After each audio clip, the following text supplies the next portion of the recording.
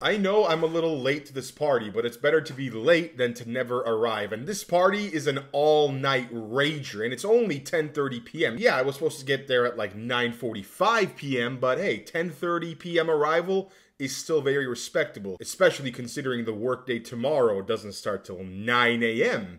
And that's what this video is about. It's about the new generation of people discovering what it's like to work a job out of college for the first time. This chick here, she made a video and it went very viral on Twitter. I'm talking 27 million views about how hard her life is because now she has to work a job. And of course, there are a lot of people talking about this. I'm going to give you my take, but first, I got to show you this video.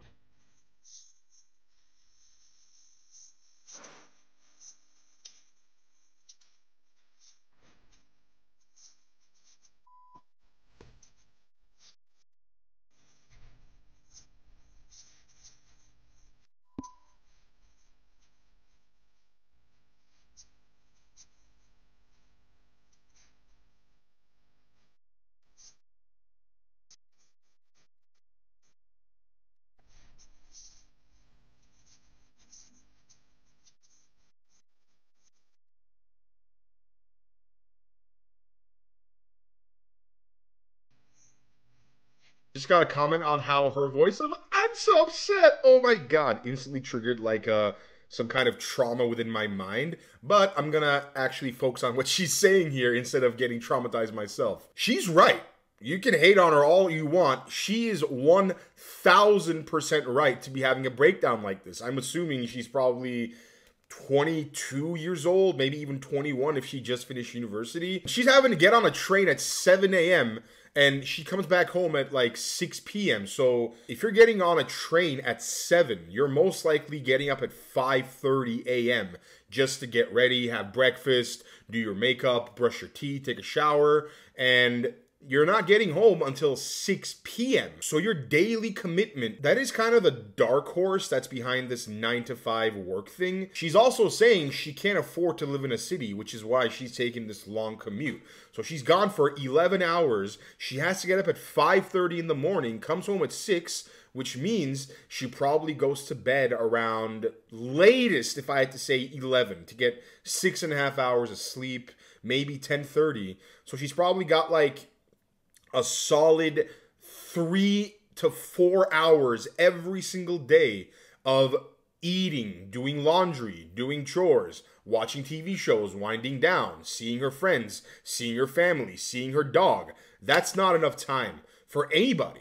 And I don't know of anyone in this situation who would be happy with what she's going through. Now, when you read the comments on this Twitter thread, you see people getting pulled both directions. There's people who are defending her, and there's people who are completely against her. Like this guy, Greg Chamberlain, is saying, in her defense, it used to be that a 9-to-5 would pay the bills and give you plenty of extra spending money. The juice was worth the squeeze, but not in Biden's economy, not even close. If you want to turn this into a Trump versus Biden thing, you can, but it's not really the main focus here. The main focus here is that he's right. It used to be that when you go to these 9-to-5s, you could afford to come to your own house. You could afford to live in the city. You could probably afford to drive yourself, and life wasn't so bad. But you got an hour-and-a-half commute back to your parents' house, you're miserable. Because from the time you were a little kid in preschool and kindergarten, you were told to go to college and go to university.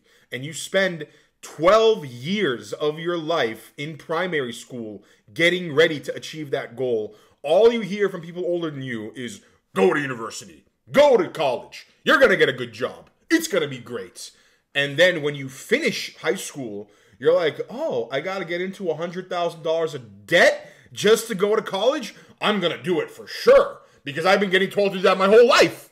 And you get the piece of paper, and you come out, and you're in the situation that Blondie here is in. You're gonna be very upset. I would be too. I would be freaking fuming if I was in her shoes. And I was in her shoes at one point. To this day, I still haven't had a job that I got with my college degree. Out of university, I went right into cooking jobs and serving jobs because that's what I could get at the time, and it's what paid somewhat decent money. And I focused mainly on cooking, which the pay got worse and the hours got longer. The environment got much more stressful, and I hated it. I hated it so much that I pursued my dreams. And I said, no matter how bad it gets pursuing my dreams, no matter how hard it is, it's not going to be as hard as working in a kitchen. And that's what my motivator was. Now, I don't know what job this girl has. The rest of the video was just her ranting on and on and on and on. It is what it is, and I can't be too angry at her either. Of course, the boomers are having this problem too, because now the cost of living is getting more expensive everywhere you go. And let's look at some of the other comments here. Imagine being so spoiled, the actual act of being an adult triggers you. She's new to this. She's not used to working life like this, and she doesn't want to do this anymore. She says she has no time for friends, no time for relationships.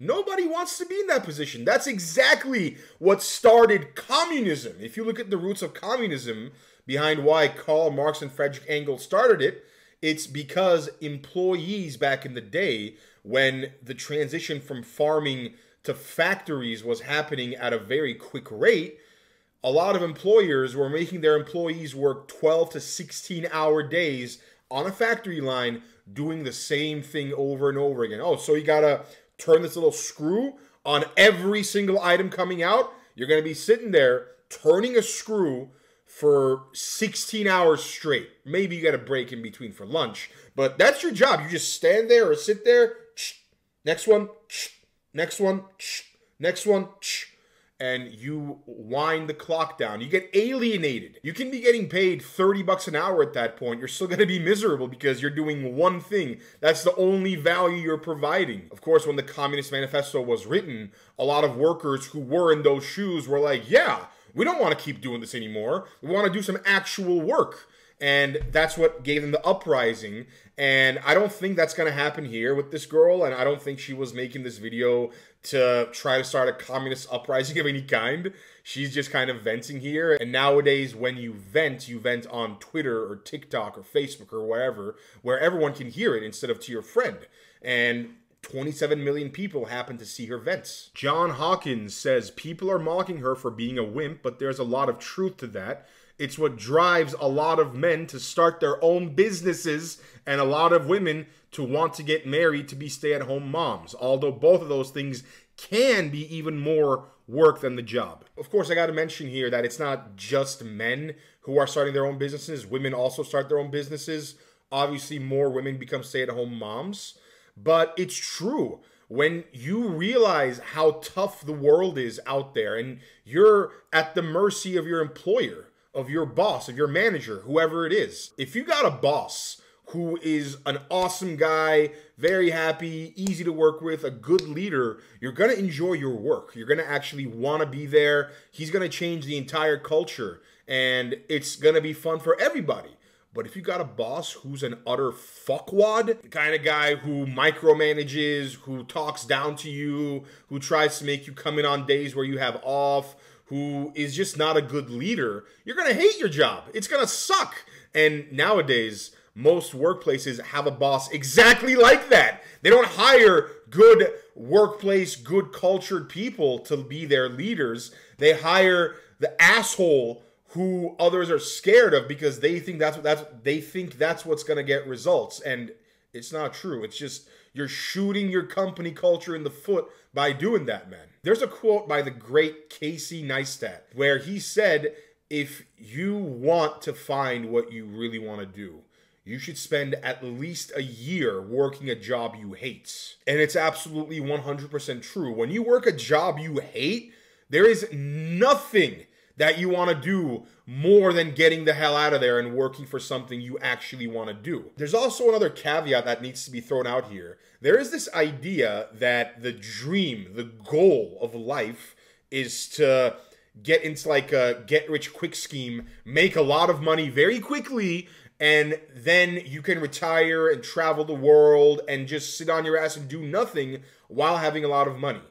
That's not how your life is gonna go. Unless you're extremely lucky, and a huge exception, you're gonna have to become a hard worker. You're gonna have to have a good work ethic. You're gonna have to be a problem solver. If you're gonna have to do all those things anyway, may as well be for something you like doing. For example, being a YouTuber and being a streamer, it's one of the most desired jobs out there. Being an actor, it's one of the most desired jobs out there because people see the allure of what could happen, but they don't see how hard it really is. It's not easy. If it was, everybody would do it. And that's why there's so few people doing it. Streaming is hard. Just because you see someone streaming for 5 hours a day, man, they probably put in at least another 5 hours into the prep work, into the post work, the editing, talking to their clip guys, the ones who put their clips together for Instagram and TikTok. They got to plan out their streams and see what they're going to be talking about at X time frame. It's a lot of work that goes into it, but you're going to have to work hard for something else anyway. So if you really want to stream, that's going to be worth it for you. Like for me, I like making videos. I get up every day thinking of how to make my next video, and I enjoy what I do. I work a lot. I have an amazing work ethic, which I developed because I wanted to make more videos. When I was working in a kitchen, I had a good work ethic too, but I was at the mercy of my employer, and no matter how hard I worked, whether I was on my feet for an hour chopping up vegetables, running around back and forth in the kitchen, or whether it was a dead day and we had no customers ever and I'm just sitting there waiting to do something, I'm getting paid the same amount of money. No matter what I do, it's not going to increase my overall take-homes. The last tweet I want to read here about this is from Hannah Cat, and it says, "Oh, sweetie, when things seem unbearable, just remember this. Life is hard, and then you die." As pragmatic as that is, and as dark as that is, Hannah's not wrong. It is true. Life is hard, and then you die. But that quote does leave out a lot. Just because life is hard, it doesn't mean you can't be a person who enjoys the hard tasks, and you can make the hard tasks become easy by constantly repeating them and getting better at them. Just like my personal favorite video game series is Dark Souls, and it's not known for having a little easy difficulty setting. It's not like Skyrim where you can just lower difficulty setting to beginner and then the enemies attack you 100 hits and it takes off like 1 health point. No. This is the kind of game where you walk in a big warrior, you're ready to take down the foes, and some guy rising up to your knee bites you and you instantly die from some kind of poisoning that they inflicted on you. And you got to figure it out. How to not get poisoned next time. You got to be on the offensive. Oh, the small guy's coming. I'm going to fucking kick that bitch out of the way. Because that's what he deserves. If you can figure out how to be a good problem solver in a world full of problems, there's always going to be a place for you.